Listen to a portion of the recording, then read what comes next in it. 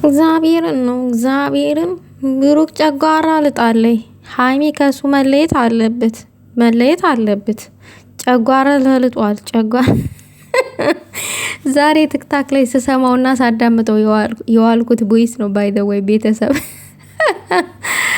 ኧረ በእናታችሁ ተው። ሰው እንደዚህ ሰውን ለመለያየት አትቸኩሉ። ባይ ዘ ወይ ተቻልን ማስታረቅ።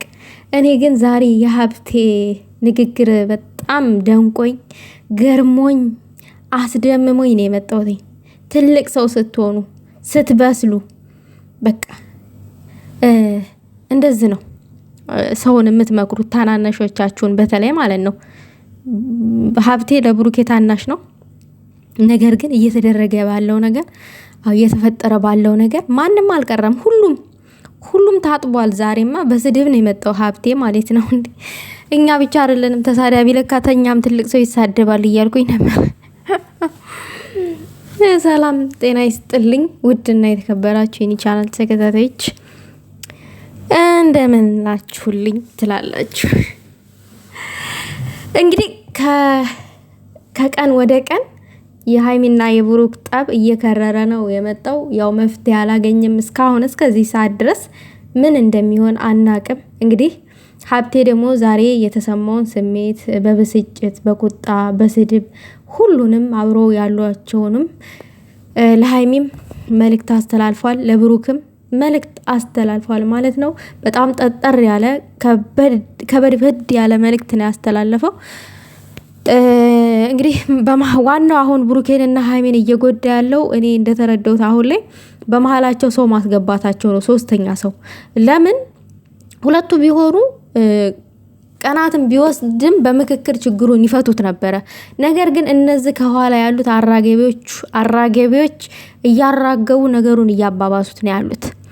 ልክ ሀብቴ እንዳለው ማለት ነው ማስታረቅ እንጂ አሁን ብሩኬ ልክ ነው ሃይሚ ልክ ናት ምናምን እያሉ እነሱ አጠገብ ናቸው። እኛ እንኳን ስልካችን ላይ ነን። እነሱ አጠገብ ሆነው እንደዛ ወሬ ከሚያራግቡ ይልቅ በአንድ ድምፅ አንድ ሆነው ቢመጡ እነዚህ ልጆች ይታረቁ ነበረ። ሌላው ነገር ደግሞ ሀብቴ ያለው እንግዲህ ሃይሚን ባለፈ ነገር ያለፈ ከሆነ አትጣይ፣ ነገሩን ለማብረድ ሞክሪ ተብላለች። ብሩኬም ተረጋጋ፣ ሁል ጊዜ ልጅነት የለም ተብሏል። ሃይሚም እንደዛው እስቲ ችግራችሁን ተነጋግራችሁ ፍቱ ብሏል። ልክ እኮ ነው ሀብቴ። አንዳንድ ጊዜ ምን መሰላችሁ ውዶቼ፣ በተለይ ፍቅረኛሞች ስትሆኑ ችግራችሁን ራሳችሁ ብትፈቱት ፍቅራችሁ እየዳበረ ነው የሚሄደው። ሶስተኛ ሰው የምታስገቡ ከሆነ ሌላ ነገ ደግሞ እንደዚሁ ስትጣሉ የሚያስታርቃችሁ ሰው የምትጠብቁ ከሆነ ምንጊዜም ቢሆን ከችግር ውስጥ አትወጡም። ነገ ትዳርም ይዛችሁ እኔ የበላይ ነኝ፣ አንቺ ታሸንፊያለሽ፣ እኔ አሸንፋለሁ፣ የኔ ይሰማ ያንተ ይሰማ በማለት እርስ በራስ ክርክርን በመፍጠር ይሄ ትዳርን የሚያናጋ ነገር ነው። ስለዚህ ከዚች አሁን ካላችሁበት ራሳችሁን በራሳችሁ በመመካከር ችግራችሁን ብትፈቱ እንደ ትልቅ ሰው አሪፍ ነው። ሁል ጊዜ አስታራቂ መጠበቅ የለባችሁም። ይሄንን ነው ማለት እንፈልገው። ምክንያቱም አሁን እናንተ በጣም የምታስቀኑ ናችሁ። አብሮነታችሁ ብዙ ነገሮችንም አሳልፋችሁ ነው እዚህ የደረሳችሁት፣ እጅ ለእጅ ተያይዛችሁ ማንንም መሀል ሳታስገቡ። አሁን ግን ፍቅራችሁ እየዳበረ ሲመጣ የእናንተን መለየት አጠገባችሁ ያሉት ሰዎች ናቸው የበለጠ የሚፈልጉት። ይሄ ስልክ ላይ እንኳን የሚያራግቡት ይሄ ጨጓራ ተላጠ፣ አንጀት ተላጠ እያሉ እኔ በጣም ነው ያሳዘነኝ። ሰው ብሩኬንና ሃይሚን እወዳለሁ ካለ ጨጓራውን ላጠችው እንኳን ተለያት አፍ ሞልቶ እንደዚህ የሚደብር ቃላት መናገር በጣም ነውር ነው። እነዚህ ልጆች ይታረቃሉ ምናምን ነገር። መለያየትን እንደ ቀላል ነገር አደረጋችሁት እንዴ? ለተዋደደ ሰው እኮ መለያየት ሞት እኮ ነው። ለተዋደደ ሰው መለያየት ሞት ነው። ምን ሆናችሁ ነው? ሃይሚ እኮ በችግሩ ጊዜ፣ በብሩኬ ችግር ጊዜ፣ ምናልባት በሃይሚ ችግር ጊዜ፣ በሃይሚ ባዘነች ሰዓት፣ ሃይሚ በተደሰተች ሰዓት ብቻ አይደለም ብሩኬ አጠገቧ ያለው። ባዘነችም በተከፋችም ሰዓት አጠገቧ ነው። ብሩኬም ባዘነም በተከፋም ሰዓት በተደሰተም ሰዓት አጠገቡ ነች። እነዚህ ልጆች ይሄን ሁሉ ውጣ ውረድ ነው አብረው አሳልፈው እዚህ የደረሱ።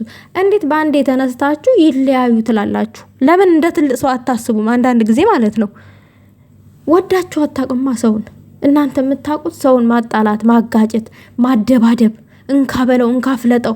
ከዛም አልፋችሁ ደግሞ ልክ እምነት ውስጥ ትሄዳላችሁ። አሁን ደግሞ የመጣው ደግሞ ዛሬ በእምነት ምናምን እንትን ትላላችሁ። ይቅርታ እኔ በእምነት ዙሪያ እንደዚህ መነካካት አልፈልግም፣ ይቅር በሉኝ።